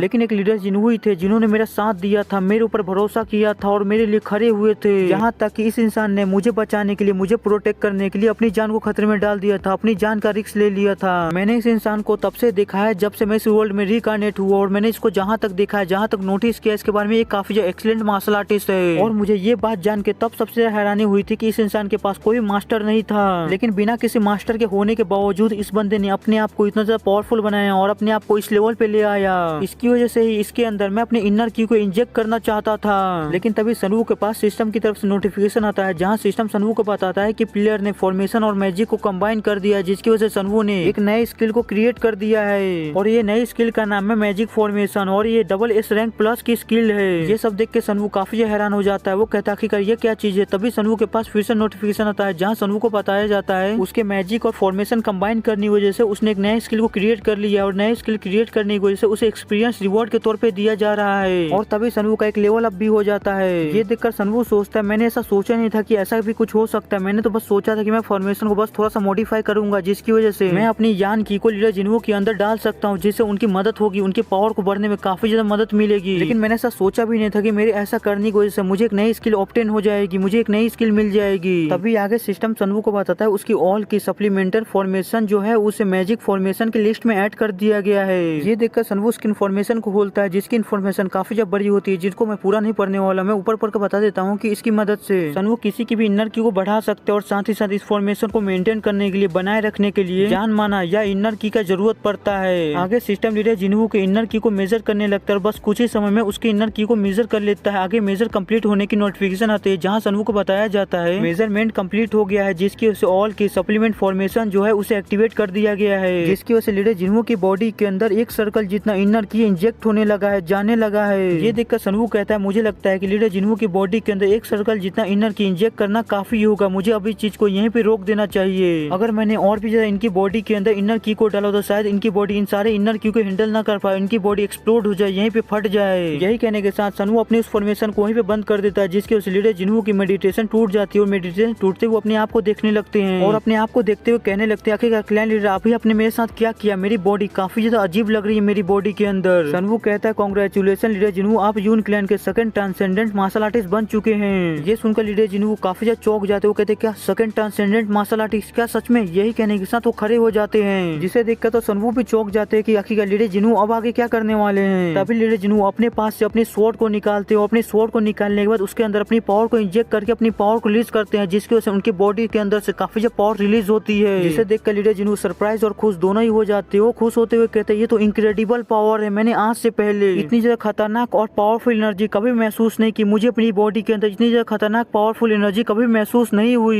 ये सुनकर सनवू कहता है मुझे भी नहीं लगा था कि तुम इतनी जल्दी इतना ज्यादा प्रोग्रेस कर लोगे, तुम एक ट्रांसेंडेंट बन जाओगे। यही कहने के साथ सनवू अपनी पॉकेट के अंदर हाथ डालता है, और फिर अपनी पॉकेट के अंदर से एक मार्शल आर्ट की बुक निकालता है, जो लीडर जिन्हू को देते हुए कहता है ये है तुम्हारे लिए मेरी तरफ से, और उस मार्शल आर्ट की बुक के ऊपर लिखा हुआ होता है 18 स्वॉर्ड ऑफ द स्प्लिटिंग। ये देखकर लीडर जिन्हू हकलाते हुए कहते हैं ये बुक तो, लेकिन लीडर जिन्हू अपनी बात को खत्म कर पाते उससे पहले सनवू हंसते हुए कहता है कि आपको इतना ज्यादा चिंता करने की जरूरत नहीं है, जब मैं यहाँ पे आ रहा था तो मुझे ये बुक रास्ते में गिरी हुई मिली, तो मैंने आपके लिए ये बुक उठा। लीडर जिन्हू की बातों को याद कर रहा होता है, जो लीडर जिन्हू ने उससे जाने से पहले की होती है। उन्होंने उससे कहा होता है कि क्लैन लीडर आपने जो मुझे भी मार्शल आर्ट की बुक दी है 18 स्वॉर्ड ऑफ स्प्लिटिंग विंड, मैं उससे अभी जाके प्रैक्टिस करना चाहता हूँ और सीखना चाहता हूँ, इसलिए मुझे जाने की आज्ञा दे। यही याद कर सनवू कह रहा होता है कि मैं लीडर जिन्हू से कहना चाह रहा था कि उन्हें थोड़ा और आराम करना चाहिए ताकि उनकी बॉडी पूरी तरह से रिकवर हो जाए, लेकिन उनके सीखने की उत्साह को देख के, उनके सीखने की जोश को देख के मैं उन्हें रोक नहीं पाया, मुझे मजबूरन उन्हें जाने देना पड़ा। लेकिन अब जबकि उन्होंने ट्रांसेंडेंट लेवल पे ब्रेक थ्रू कर लिया, इतने सालों की बैरियर को तोड़ दिया है, तो मुझे लगता है कि उन्हें ये बात समझ जानी चाहिए कि उन्हें जो बुक मिली है वो कितनी ज्यादा इंपॉर्टेंट है उनके लिए। अगर उन्होंने उस मार्शल आर्ट को सीख लिया तो उससे उन्हें काफी ज्यादा बेनिफिट हो सकता है, फायदा हो सकता है। फिर सनवू थोड़ा सीरियस होते हुए कहता है कि अगर मुझे ब्लड सेक्स से फाइट जीतनी है, अगर उसके खिलाफ खड़ा रहना है, तो मेरे अकेले की ताकत काफी नहीं होगी, मुझे सभी लोगों की ताकत की जरूरत पड़ेगी। जितने भी लोग हैं, मुझे सभी लोगों की ताकत को बढ़ाना होगा ताकि ऑर्डर सेक ब्लड सेक के खिलाफ जीत सके। अगर हम ब्लड सेक के खिलाफ हार गए तो हम सोच भी नहीं सकते इस दुनिया पे कितनी बड़ी मुसीबत आएगी। ये दुनिया पूरी तरह से एक नर्क बन जाएगी। इसकी वजह से हमें किसी भी हालत में जीतना होगा, चाहे हमें उसके लिए कितना भी सेक्रीफाइस क्यों न देना पड़े, कुछ भी क्यों न लुटाना पड़े, क्योंकि हम सभी लोग हार को अफोर्ड नहीं कर सकते हैं, बर्दाश्त नहीं कर सकते, वरना सब कुछ खत्म हो जाएगा, ये दुनिया पूरी तरह से नष्ट हो जाएगी। अगर हमें इस डिजास्टर को रोकना है तो हमें छोटे छोटे कदम लेने होंगे ताकि आगे चल के हम बड़े से बड़े खतरे को रोक पाए, बड़ा चेंज कर पाए। लेकिन खैर छोड़ो, अभी इन सारी बातों का कोई भी मतलब नहीं है, आगे जो होगा देखा जाएगा। लेकिन मैंने जो martial art 18 sword of splitting wind leader Jinhu को दी है वो काफी अलग है उस बेकर से के स्केलेटन से, जिसको मैंने अपना समनिंग स्केलेटन बनाया है उसके मार्शल आर्ट से। किसी पुराने मार्शल आर्ट के बुक के अंदर मॉडिफाई करके उसे नया मार्शल आर्ट का बुक बनाना जितना मुश्किल है, उससे कहीं ज्यादा मुश्किल है एक नए मार्शल आर्ट को क्रिएट करना। अगर कोई ऐसा करना भी चाहे तो उसे सालों लग जाते हैं ऐसा करने में, और साथ ही साथ उसे काफी ज्यादा मुश्किलों का सामना भी करना पड़ता है एक नया मार्शल आर्ट क्रिएट करने के लिए। लेकिन ये सारी चीजें मुझ पे अप्लाई नहीं होती है, क्योंकि मेरे पास एक सिस्टम है जिसकी मदद से मैं सारी चीजें चुटकियों में कर सकता हूँ। मैं जितनी बार अपने सिस्टम को देखता हूँ उतनी बार मुझे ऐसा फील होता है कि मेरे पास एक चीट सिस्टम है जिसकी मदद से मैं कुछ भी ऑब्टेन कर सकता हूँ, कुछ भी पा सकता हूँ। ये सब चीजें सनवू एक नोटिफिकेशन को देख के कह रहा होता है, जिस नोटिफिकेशन के अंदर होता है सनवू ने एक असेंडेंट अनडेड के अंदर अपने लिए रिस्पेक्ट की भावना, इज्जत की भावना ला दी है, जिसकी वजह से उसे अचीवमेंट के तौर पे एक नया स्किल मिलता है जिसका नाम मार्शल आर्ट इनोवेशन होता है, जो कि एक डबल एस रैंक प्लस की स्किल होती है। जिसे देखकर सनवू कहता है 1 महीने बाद गवर्नमेंट कमीशन क्लैन के लेटर की डेडलाइन की लिमिट है। इस डेडलाइन के खत्म होने से पहले मुझे जितनी जल्दी हो सके अपने यून क्लैन की ताकत को बढ़ाना होगा, उसको और भी ज्यादा पावरफुल बनाना होगा, ताकि मेरा कमीशन क्लैन किसी भी कमीशन क्लैन से पीछे न रह जाए। और यहीं पे हमारा कहानी सुनाने वाला फिर से आता है, जो हमें बताता है कि सनवू के इतना कहने के साथ ही सनवू की 2 जिंदगियां फिर से स्टार्ट हो जाती है, जहाँ पे सनवू अपनी पावर को बढ़ाने के लिए अपनी ट्रेनिंग को फिर से स्टार्ट कर देता है। सनवू रात के अंदर सबके सो जाने के बाद ब्लड मिस्ट वैली के अंदर और भी ज्यादा डीपली जाने लगा। उसका गोल होता था कि उस ब्लड मिस्ट वैली के अंदर जो 3 असेंडेंट स्केलेटन जो अभी भी बचे हुए हैं, उन तीनों असेंडेंट स्केलेटन को अपने समनिंग स्केलेटन में कन्वर्ट करना है, उन सभी को अपना समनिंग स्केलेटन बनाना है। हालांकि भले वो एक स्केलेटन है बस, लेकिन किसी असेंडेंट लेवल के एक्सपर्ट से फाइट करना कोई मजाक का खेल नहीं है। सनवू ने उस बेगर से के स्केलेटन को पहले इसलिए हरा पाया क्योंकि सनवू ने उसके ऊपर अपने सरप्राइज अटैक से अटैक किया था, जिसकी वजह से उसे समझने का समय ही नहीं मिला और वो कुछ समझ पाता उससे पहले ही वो हार चुका था। इसकी वजह से सनवू ने उस फाइट को काफी ज्यादा इजीली कंप्लीट कर लिया, खत्म कर दिया। लेकिन इसकी वजह से सनवू को एक चीज तो समझ में आ गई कि अगर वो फेस टू फेस किसी असेंडेंट लेवल के एक्सपर्ट से लड़ता है तो उसे जीतने में काफी ज्यादा प्रॉब्लम होगी, और वो उस असेंडेंट लेवल के एक्सपर्ट से जीत भी पाएगा कि नहीं ये पूरी तरह से कंफर्म भी नहीं होगा। जिसकी वजह से सनवू ने सीधे अपने फाइट के स्ट्रेटेजी को ही चेंज कर दिया। उसने पहले कुछ छोटे मोटे ट्रांसेंडेंट लेवल के एंडेट को पकड़ना चालू कर दिया, जिससे उसका एक्सपीरियंस और पावर दोनों ही बढ़ सके, क्योंकि कहते हैं ना कि घर पहुंचने के लिए सबसे लंबा रास्ता ही सबसे छोटा रास्ता होता है। मुझे इस मुहावरे का मतलब नहीं समझ में आया, अगर आप लोगों को समझ में आया तो आप लोग कमेंट में बता सकते हो ताकि मुझे भी पता चल सके। आगे हमारा कहानी सुनाने वाला चला जाता है और सनवू कहता है कि अगर मैं ऐसे ही करता रहा और अपनी पावर को बढ़ाता रहा तो अगर मैं हर 7 दिन के अंदर एक असेंडेंट को भी पकड़ता हूँ तो काफी होगा, क्योंकि 3 ही असेंडेंट बचे हुए हैं और उन तीनों असेंडेंट को मैं 7-7 दिन का गैप करके भी पकड़ूं तो मेरे लिए इतना ज्यादा समय भी नहीं गुजरेगा, इतना ज्यादा लेट भी नहीं होगा। और वैसे भी समनिंग स्केलेटन के नंबर बढ़ाना भी काफी ज्यादा जरूरी है, और मैं अगर ऐसा ही करता रहा तो मैं अपनी समनिंग स्केलेटन के नंबर भी काफी आसानी से रोज रोज बढ़ा पाऊंगा। और यहीं पे सनवू की पहली जिंदगी खत्म होती है। सुबह होते ही सनवू की फिर से दूसरी जिंदगी स्टार्ट हो जाती है, जहाँ सनवू हमें बताता है कि सूरज के निकलते ही मुझे मेरे डेली रूटीन पे वापस लौटना पड़ता है। मैं अपने क्लैन के अंदर वापस लौट जाता हूँ और अपने कमीशन क्लैन के कामों को पूरा करने लगता हूँ, बिल्कुल हर दिन की तरह। तभी हमें सनवू के कमीशन क्लैन के मीटिंग हॉल का सीन दिखाया जाता है, जहाँ सनवू अकेला बैठा हुआ होता है और उसके सामने 2 बुक रखी हुई होती है, जिन्हें देख के सनवू सोच रहा होता है मुझे पहले इन दोनों बुक को कंबाइन करके एक नया मार्शल आर्ट का बुक बनाना होगा, ताकि मैं अपने कमीशन क्लैन के गार्ड्स को दे सकूं, ताकि वो सभी लोग इन मार्शल आर्ट की बुक को सीख सके, क्योंकि उनके पास अभी कोई भी मार्शल आर्ट की बुक नहीं है अच्छी। यही सोचकर सनवू उन दोनों बुक को कंबाइन करने लगता है, जिनमें से पहली बुक होती है आर्ट ऑफ द अरहट की शाओलिन टेम्पल से, और दूसरी होती है the art of the accumulated की मिलिट्री से। आगे सनवू हमें बताता है कि आर्ट ऑफ द अरहट की मोस्ट फंडामेंटल आर्ट है और ये सारे मार्शल आर्ट की ओरिजिन है। हालांकि ये मार्शल आर्ट इस्तेमाल करने की वजह से बॉडी के अंदर की बहुत ही धीमा जाता है, बहुत ही धीमा फ्लो होता है, जिसकी वजह से ये बुक काफी ज्यादा फेमस होने की वजह से भी सारे मार्शल आर्टिस्ट से बचने की कोशिश करते हैं। कोई भी इसे प्रैक्टिस नहीं करना चाहता है, लेकिन कोई इस टेक्निक को काफी लंबे समय तक प्रैक्टिस करता है तो उसके अंदर बाकी सभी लोगों से काफी ज्यादा पावर होती है। और अगर मेरे कमीशन क्लैन के गार्ड्स इस टेक्निक को प्रैक्टिस करे तो वो जितना सोच सकते उससे ज्यादा उन्हें बेनिफिट मिलेगा, उन्हें फायदा होगा। और वहीं पे उससे opposite art of the accumulated की ये काफी ज्यादा फास्ट की को अपने बॉडी के अंदर ऑब्जॉर्व करने की क्षमता देता है। ये भी मोस्ट बेसिक टेक्निक है जिसका इस्तेमाल करने की वजह से बॉडी के अंदर काफी फास्ट की ऑब्जॉर्व होता है। लेकिन इस टेक्निक की भी कुछ बाधा है, कुछ लिमिट है। अगर कोई इस टेक्निक का इस्तेमाल करता है तो वो जेनिथ लेवल से आगे नहीं जा सकता है, चाहे वो कितनी भी ट्रेनिंग क्यों ना कर ले। ये दोनों ही मार्शल आर्ट की टेक्निक एक दूसरे से बिल्कुल अपोजिट है, जिसकी वजह से मैं इन दोनों मार्शल आर्ट की टेक्निक को कंबाइन कर रहा हूँ। मुझे उम्मीद है कि मैं इन दोनों अलग अलग मार्शल आर्ट की टेक्निक को कंबाइन कर रहा हूँ तो मुझे एक अच्छी मार्शल आर्ट की टेक्निक मिलेगी।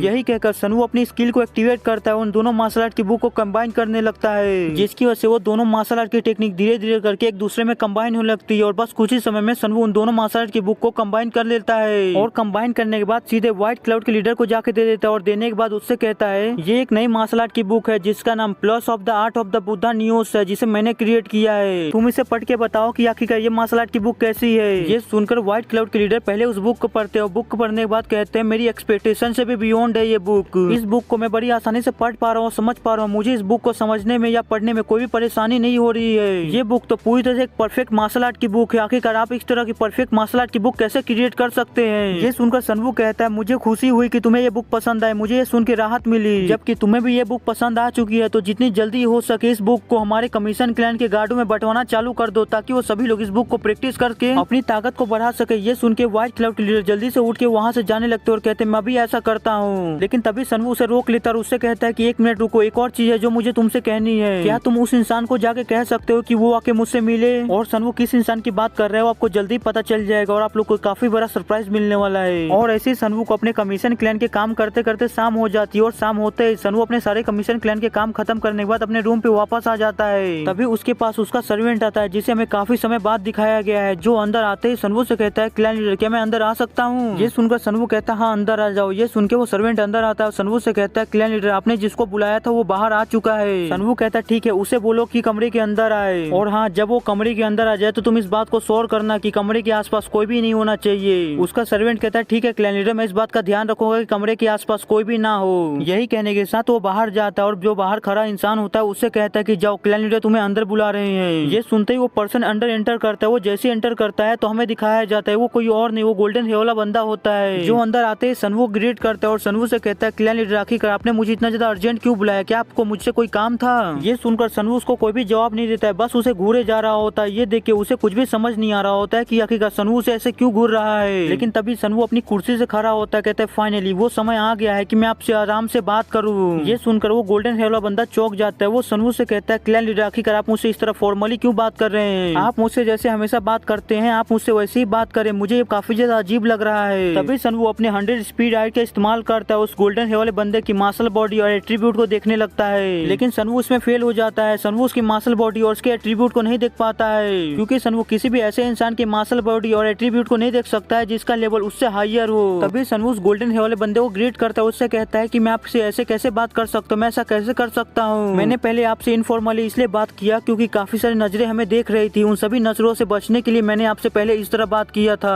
वरना आप जैसे किसी इंसान से इस तरह बात करना मेरी इतनी ज्यादा हिम्मत कैसे हो सकती है जिसे हाउस सोसाइटी ने हमारे पास नियुक्त किया है, हमारे पास भेजा है। ये सुनकर वो गोल्डन हेयर वाला बंदा पूरी तरह से चौंक जाता है। वो सोचता है कि इसे ये बात कैसे पता चली कि मुझे हाउस सोसाइटी ने भेजा है, मैं हाउस सोसाइटी से हूँ। हमें हाउस सोसाइटी के बारे में बताया जाता है कि आखिरकार हाउस सोसाइटी है क्या चीज। हाउस सोसाइटी एक छोटा सा ग्रुप है जिसके अंदर वेश्याएं, चोर, लुटेरे, डाकू सभी लोगों ने मिलकर एक छोटा सा ग्रुप बनाया है, जिस ग्रुप को वो सभी लोग हाउस सोसाइटी का नाम देते हैं। इस ग्रुप के अंदर वो सभी लोग हैं जिसे सोसाइटी ने एकदम बॉटम में रखा है, नीचे रखा है। और यही हाउस सोसाइटी की खासियत है कि हाउस सोसाइटी के अंदर बाकी सारे फैक्शनों से काफी ज्यादा लोग हैं, उनके अंदर काफी ज्यादा मेंबर्स हैं और साथ ही साथ उनके पास काफी ज्यादा लार्ज अमाउंट में इन्फॉर्मेशन भी है। इन्हीं दोनों कारणों की वजह से हाउस सोसाइटी सर्वाइव कर पा रही है, बच के रह पा रही है लोगों से। और इस हाउस सोसाइटी को जो लीड कर रहा है, चला रहा है, उसका नाम जू डा इल है, मतलब यही गोल्डन हेयर वाला बंदा। आगे वो गोल्डन हेयर वाला बंदा सनवू से कहता है क्लैन लीडर आखिरकार आप किसके बारे में बात कर रहे हैं, आप किस हाउस सोसाइटी के बारे में बात कर रहे हैं, मुझे कुछ भी समझ नहीं आ रहा है। मैंने आज से पहले कभी भी इस हाउस सोसाइटी के बारे में नहीं सुना, आपने जब मुझे बताया तब मैं पहली बार इस हाउस सोसाइटी के बारे में सुन रहा हूँ। सनवू कहता है मैं भी इस चीज को लेकर कंफ्यूज था कि कोई ऐसा इंसान जो हाउस सोसाइटी को लीड करता है, वहाँ का लीडर है, वो मेरे कमीशन क्लैन के अंदर क्यों आएगा एक छोटा सा गार्ड बनने के लिए। लेकिन जब मैंने इसके बारे में इन्वेस्टिगेशन किया तो मेरे सामने सारी सच्चाई बाहर आ गई। इसलिए तुम्हें ऐसा दिखाने की जरूरत नहीं है कि तुम्हें इसके बारे में नहीं पता है। यू डाइल, या मैं तुम्हें कहूँ सेक्ट लीडर सिन वू यांग। ये सुनते ही वो गोल्डन हेयर वाला बंदा अपने पास से 2 खंजर को निकालता है और जल्दी से सनवू की तरफ आगे बढ़ के सनवू के ऊपर अटैक कर देता है। लेकिन सनवू इस चीज के लिए पहले से ही रेडी था। सनवू अपनी पावर का इस्तेमाल करके जैसे उसको अटैक लगने वाला होता है उससे पहले उसके ऊपर अटैक करके उसे डिफ्लेक्ट कर देता है, उसे पीछे की तरफ धकेल देता है। लेकिन वो गोल्डन हेयर वाला बंदा भी कमजोर नहीं होता, होवे के अंदर ही किसी तरह खुद को संभाल लेता है और फिर से सनवू की तरफ अटैक करने के लिए जाने लगता है। जिसे देख के सनवू भी फाइट के लिए तैयार हो जाता है और अपनी पोजीशन में आ जाता है। फिर वो गोल्डन हेयर वाला बंदा सनवू के पास जाके अपने दोनों ही खंजरों से सनवू के ऊपर लगातार अटैक करने लगता है। लेकिन सनवू भी अपनी स्पीड की मदद से लगातार उसके हर अटैक को डॉज करने लगता है और पीछे की तरफ हटने लगता है। तभी वो अपने पास से जल्दी से अपनी स्वॉर्ड को बाहर निकालता है और उस गोल्डन हेयर वाले बंदे की तरफ कर देता है, जिसकी वजह से वो गोल्डन हेयर वाला बंदा अपनी जगह पे ही रुक जाता है और सनवू से कहता है किसी भी इंसान को, एक सिंगल पर्सन को भी मेरी आइडेंटिटी के बारे में, मेरी पहचान के बारे में कुछ भी नहीं पता है कि आखिरकार मैं हाउस सोसाइटी का लीडर हूँ। तो आखिरकार तुम जैसे कमीनों को ये बात कैसे पता चली कि मैं हाउस सोसाइटी का लीडर हूँ, जबकि कोई भी इस बारे में नहीं जानता है। तो तुमने कैसे मेरी पहचान के बारे में पता लगाया? ये सुन के सनवू कहता है तो अच्छा ये है तुम्हारे साउंडलेस फ्लाइंग डैगर। सच में ये तुम्हारा डैगर तो काफी ज्यादा खतरनाक है, मैंने तुम्हें इसे बाहर निकालते हुए भी नहीं देखा। ये तो पूरी तरह से अमेजिंग है, तुम्हारे पास काफी अच्छे स्किल्स हैं। वो गोल्डन हेयर बंदा कहता है देखने से लगता है कि तुम्हारे पास मेरी काफी ज्यादा इन्फॉर्मेशन है, तुम्हें मेरे बारे में काफी कुछ पता है। लेकिन अब जबकि मुझे ये बात पता चल गई है कि तुम्हें मेरे बारे में काफी कुछ पता है, तो मुझे तुम्हारे मुंह से ये उगलवाना ही हुआ कि आखिरकार तुम्हें हमारे बारे में कितना कुछ पता है। आखिरकार तुम्हें मेरे हाउस सेट के बारे में और मेरे बारे में कितना कुछ पता है। अगर तुमने अपने मुंह से सारी सच्चाई नहीं उगली तो तुम्हें इसकी कीमत अपने खून से चुकानी होगी। यही कहने के साथ वो गोल्डन हेयर बंदा अपने दोनों डैगर को सनवू की तरफ कर देता है और अपनी पावर को रिलीज करने लगता है। फिर वो अपने मन के अंदर सोचता है डैम इट, मुझे ये पता लगाना ही होगा कि आखिरकार इसे हमारे बारे में कितना कुछ पता है। अगर इस इंसान को हमारे जुजेंग के सीक्रेट बेस के बारे में पता होगा तो ये हमारे लिए और भी ज्यादा मुसीबत की बात हो जाएगी। यही सोचकर वो गोल्डन हेयर वाला बंदा सनवू से कहता है अगर तुम प्लानिंग कर रहे हो कि तुम हाउस सोसाइटी को धमकी दे के उसका शोषण करोगे, उसका फायदा उठाओगे, तो तुम इसके बारे में भूल जाओ। मैं कभी भी तुम जैसे किसी इंसान को हाउस सोसाइटी का फायदा उठाने नहीं दूंगा, उस पर रूल करने नहीं दूंगा। हाउस सोसाइटी आज तक अपने इन्फॉर्मेशन के दम पर ही आज तक जिंदा रहती आई, आज तक सर्वाइव करती आई है। तो मैं ऐसा कभी भी नहीं होने दूंगा कि मैं तुम्हारे जैसे किसी इंसान को हाउस सोसाइटी के इन्फॉर्मेशन का गलत फायदा उठाने दूं, हाउस सोसाइटी का गलत फायदा उठाने दूं। ये सब सुन के सनवू कहता है मुझे लगता है कि तुम्हें कुछ गलत फहमी हो गई, पहले तुम्हें मेरी बात सुननी चाहिए। मैं कभी भी तुम्हारे हाउस सोसाइटी के वीकनेस और सीक्रेट्स का पता लगा के तुम्हारे हाउस सोसाइटी को ब्लैकमेल करके तुम्हारे हाउस सोसाइटी का फायदा उठाने के बारे में नहीं सोच रहा था, और ना ही मेरा ऐसा कोई इरादा है। ये सुनकर वो गोल्डन हेयर वाला बंदा कहता है कि फिर तुम्हारा क्या इरादा है, तुम क्या करना चाहते हो? सनवू कहता है मेरा ये इरादा है कि मैं तुम्हारी हाउस सोसाइटी के बीच में और हमारे यून क्लैन के कमीशन क्लैन के बीच में एक अलायंस को फॉर्म करूं। ये सुनकर वो गोल्डन हेयर वाला बंदा कहता है क्या एक अलायंस मेरे हाउस सोसाइटी और तुम्हारे यून क्लैन के बीच में? जैसा कि मैंने सोचा था, क्या तुम भी मेरे हाउस सोसाइटी के स्ट्रॉन्ग नेटवर्क इन्फॉर्मेशन का फायदा नहीं उठाना चाहते हो? क्या तुम उसका लालच नहीं कर रहे हो? तुम भी बिल्कुल बाकियों की तरह हो, तुम भी मेरे हाउस सोसाइटी के स्ट्रॉन्ग नेटवर्क इन्फॉर्मेशन का फायदा उठाना चाहते हो। सनवू कहता है वेल मैं इस चीज से इनकार तो नहीं कर सकता हूँ कि मुझे तुम्हारी हाउस सोसाइटी के नेटवर्क इन्फॉर्मेशन से बिल्कुल भी लालच नहीं है। फिर वो गोल्डन हेयर वाला बंदा कहता है फिर मेरे पास कोई भी रीजन नहीं है तुम्हारे इस ऑफर को एक्सेप्ट करने का, मैं तुम्हारे ऑफर को रिफ्यूज करता हूँ, मना करता हूँ। ये सुनकर सनवू कहता अगर ऐसा है तो क्या तुम आने वाले परिणामों को हैंडल करने के लिए तैयार हो? क्या तुम आने वाले परिणामों को हैंडल कर भी पाओगे? ये सुनकर वो गोल्डन हेयर वाला बंदा काफी ज्यादा कंफ्यूज हो जाता है, उसे कुछ भी समझ नहीं आता है कि सनवू किस बारे में बात कर रहा है। फिर वो सनवू से कहता है तुम ऐसा इसलिए कह रहे हो ना ताकि तुम मेरे बारे में और मेरी जगह के बारे में पता लगा सको। यही बोलकर वो सनवू के बारे में अपने मन के अंदर सोचता है कि यून क्लैन का लीडर यून सनवू, अभी तक मैंने जितना उसको ऑब्जर्व किया है, जितना उसको देखा है, उससे तो मैं इतना पक्का कह सकता हूँ कि वो कोई ऑर्डिनरी पर्सन नहीं है, कोई आम इंसान नहीं है। भले उसका दिल अपने अलायंस के लोगों के लिए और अपने सबऑर्डिनेट्स के लिए काफी बड़ा है, एक समुंदर जितना बड़ा है, लेकिन उसके दुश्मनों के लिए वो किसी शैतान से कम नहीं है। बिल्कुल एक नाइटमेयर की तरह किसी ऐसे इंसान को अफसोस करना, मना करना बिल्कुल ऐसा है कि जैसे हम खून की होली खेलना चाहते हैं, हम खून की नदियां बहाना चाहते हैं, वो भी सिर्फ हमारा एक तरफा बहेगा। यून सनवू एक ऐसा इंसान है जो कभी भी अपने दुश्मनों को जिंदा नहीं छोड़ता है, ना ही उसके ऊपर दया खाता है, वो सभी को खत्म कर देता है जो भी उसके दुश्मन बनने की कोशिश करते हैं। और हम इस गोल्डन हेयर वाले बंदे की शक्ल से पता लगा ही सकते हैं कि ये सनवू से कितना ज्यादा डरा हुआ है। तभी सनवू कहता है मुझे अच्छी तरह से पता है कि आखिरकार तुम अभी मेरे बारे में क्या सोच रहे हो, लेकिन तुम जितना सोचते हो मैं उतना भी ज्यादा पत्थर दिल नहीं हूँ, उतना भी ज्यादा कमीना नहीं हूँ। अगर किसी दो पार्टी के बीच में एक अलायंस फॉर्म होती है और उसके बाद भी सिर्फ एक ही पार्टी को फायदा मिलता है तो हम इसे अलायंस नहीं कर सकते हैं। इसकी वजह से मैं तुम्हें कुछ ऐसे कंडीशन बताऊंगा जिससे हाउस सोसाइटी को भी फायदा मिलेगा, और मैं तुम्हें दो कंडीशन दूंगा जिससे हाउस सोसाइटी को काफी ज्यादा फायदा होगा। पहला ये होगा कि मैं तुम्हें उसके बारे में बताऊंगा जो हाउस सोसाइटी के मेंबर्स के गायब होने के पीछे है, जो हाउस सोसाइटी के मेंबर्स को गायब कर रहा है, उसके असली कल्प्रिट के बारे में बताऊंगा। ये सुनकर वो गोल्डन हेयर वाला बंदा कहता है कि क्या तुम क्या बात कर रहे हो, तुम कौन से मेंबर्स के गायब होने की बात कर रहे हो? सनवू कहता है तुम कब तक ऐसी नाटक करने वाले हो मेरे सामने, तुम कब तक ऐसे प्रिटेंड करने वाले हो जैसे तुम्हें कुछ भी नहीं पता है। अब ये नाटक छोड़ भी दो। क्या तुम जेजिंग के अंदर अपने हाउस सोसाइटी के गायब हुए मेंबर्स की इन्वेस्टिगेशन करने के लिए नहीं आए हो?